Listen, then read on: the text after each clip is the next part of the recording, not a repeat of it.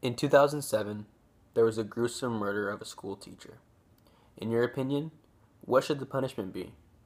And would your punishment change if you knew that the one who murdered the school teacher was his 14-year-old student? Today, I'm going to be talking about if juveniles should be tried as minors or adults. In my opinion, I strongly believe that juveniles should be tried as minors for these three main reasons I'll tell you today. One is that it is a proven fact that people's minds aren't fully developed until the ages of 18 to 20 years old. And knowing that, it is not an excuse for the child, but it is a reason of why this child may have committed this terrible crime, because he has an underdeveloped mind. Secondly, there is a high probability that the child can turn his life around.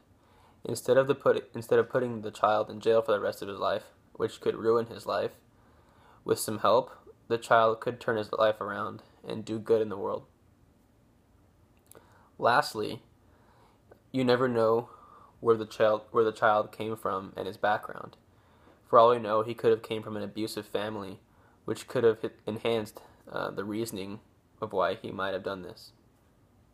Knowing this, there could also be strong counter-arguments for why juveniles should not be tried as minors, but as adults. The first one is the popular saying that if they can do the crime, they can do the time. And if the child is able to come up with a plan to do this gruesome crime, he should be able to live with the consequences.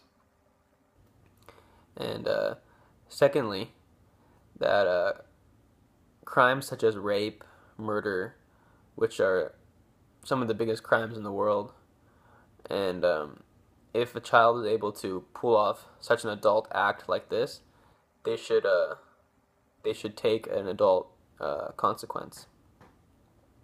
And lastly, a 14-year-old who is most likely in high school by now, people say that they should know the difference from right and wrong because they are like adults. But all this aside, I strongly believe that a compelling reason of why a juvenile should be tried as a minor is because they deserve second chances.